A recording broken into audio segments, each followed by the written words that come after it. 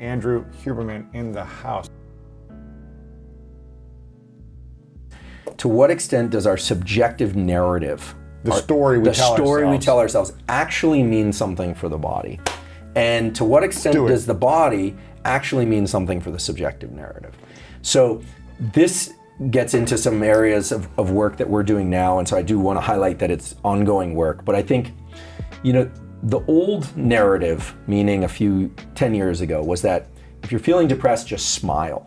Well, if that worked, right, we would have a lot less depression than we see out there. Right. Now that does not mean... Most people actually who are depressed just aren't smiling as well. Like when you change your physiology, doesn't it also start to change the way you think about yourself a little bit? The reason I call it a brain-body contract early on is that the brain and the body are constantly in dialogue. So, the idea that when we're depressed, we tend to be in more defensive type postures. When we're feeling good, we tend to be in more like relaxed and extended postures. All true. But it does not mean that just by occupying the extended posture that I'm going to completely shift the mind. Right. That's a first step. Think about like two interlocking gears. It's one gear that turns the other, but then they need to kind of dance together before you can get the whole system going. So how do you get it to dance together? Exactly. So there is one way in which subjective thought and deliberate thought is very powerful over states of mind and body. To answer your question, can you think your way out of the ice bath being cold? So a couple things that are important. First of all, just to go a little deeper on what thoughts are. Thoughts happen spontaneously all the time. Mm-hmm. They're popping up like a poorly filtered internet connection. But thoughts can also be deliberately introduced. For instance, right now, I can say, okay, have a thought that just decide to write your name, and you can do that. I'm going to decide to write my name, and you can do it. So that's a deliberate thought, which says that you can introduce thoughts. So I think it's very hard to control negative thoughts directly by trying to suppress them. Generally, they tend to just want to continue to geyser up all the time. But we can introduce a positive thought. Can you think of two thoughts at the same time? Probably not. So you can only have one thought at a time. Right, but they come very fast. But it comes and goes. Right. So you have to constantly be intentional and deliberate about what you think. Right. Otherwise, and a spontaneous thought will pop back in. That's right. Based on your experience, based on sensory, based on how you're feeling or perceiving something, your environment, it's just going to keep popping in. Right. So how do we deliberately have a positive thought more often? Right. So I'm a big fan of wellness, and I think it's a great community, but it tends to run in absolutes, and there aren't a lot of operational definitions, as we say in science. And what I love about your questions, you're asking for really getting to the meat of things, asking for the operational definitions. One of the most dangerous ideas in wellness and in popular psychology is that your body hears every thought you have. What a terrible thing to put on people. What a challenging thing. I don't think people should try and suppress their negative thoughts. I think there is great value, however, to introducing positive thought schemes. Now the reason is not because I think it's just because I think so, but because there's actually a neurochemical basis for controlling stress and actually making stress more tolerable and extending one's ability to be in bouts of effort. And that relates to the dopamine pathway. So the molecule dopamine is a reward. It's released in the brain when you win a game, you close a deal, you meet the love of your life, someone likes your photo, the great love of your life, you complete something. But most of our dopamine release is not from achieving goals. It's actually released when we are en route to our goals, when we're in pursuit of our goals, and we think we're on the right path. This is why a lot of people get depressed after they achieve a big goal, because they feel like, I'm supposed to feel something greater. I felt this thing for 2 minutes, and now that's it? That's right. High achievers know to attach dopamine to the effort process. To the pursuit, the day-to-day tasks, the growth, the lessons, the losses, like everything, right? Well, and it can be to some wins along the way, but growth mindset, which is the academic discovery and laboratory discovery of my colleague Carol Dweck at Stanford, is the hallmark of growth mindset is really two things. One is, I'm not where I want to be now, but I'm capable of getting there eventually. The other is to attach a sense of reward to the effort process itself.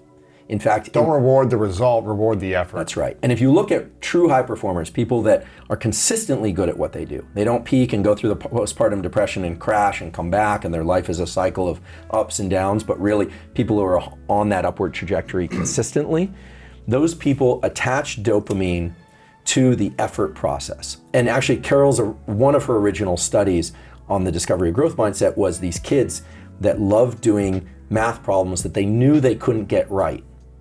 So it's like the people love puzzles, but in this case, they knew they couldn't get it right, but they loved doing it. And incidentally or not so incidentally, these kids are fantastic at math when there is a right answer, because they feel some sense of reward from the effort process. Yeah. Now, the cool thing about dopamine is that it's very subjectively controlled. We can all learn to secrete dopamine in our brain in response to things that are in a purely subjective way. Our interpretation.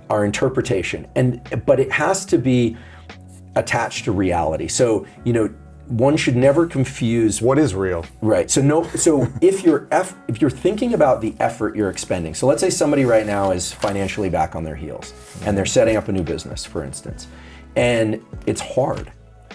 If they can take a few moments or minutes each day to reflect on the fact that the effort process is allowing them to climb out of their hole potentially, that it's giving them an opportunity, that it's somehow they are on the right path, or if they're not in movement along that path, or at least oriented on the right path, they're not lying in bed all day. They're taking a step forward. They're taking a step.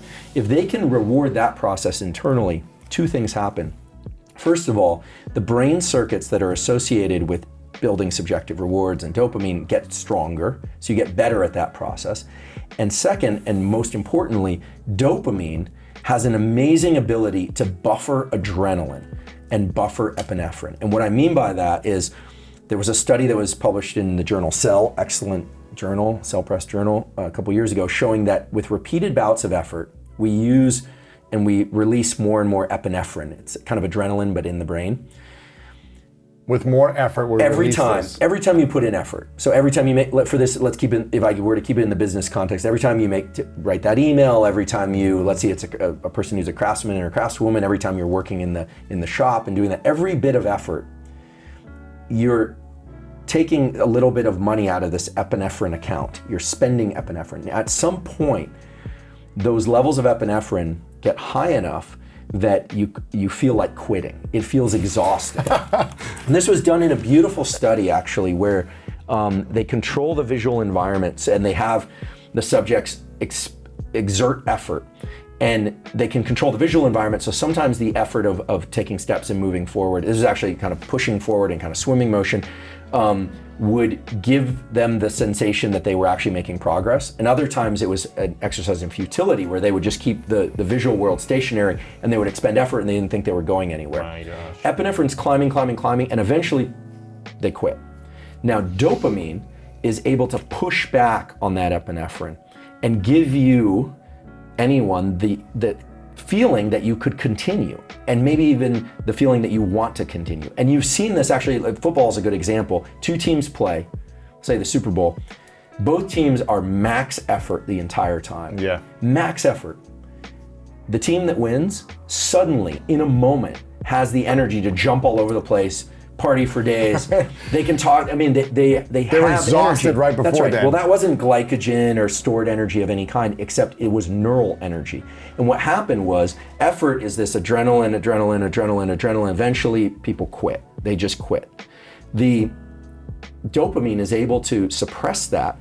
And so then you're expending effort, but you're doing it from a place of feeling like you have energy for it. So we need dopamine to keep the effort going. Is that what I'm hearing you say? That's right. Dopamine is not just about reward. It's one of the biggest misconceptions. Dopamine is about motivation and drive. It's like a jet that propels you along a path. So how do we get more dopamine? You practice subjectively releasing dopamine in your mind. Like how? Okay, so that's a great question. First of all, there are ways you can get more dopamine release, through thoughts or through drugs or through supplements. I want to be really clear. There is a drug, there are two drugs actually, that will cause massive release of dopamine. They're called cocaine and methamphetamine.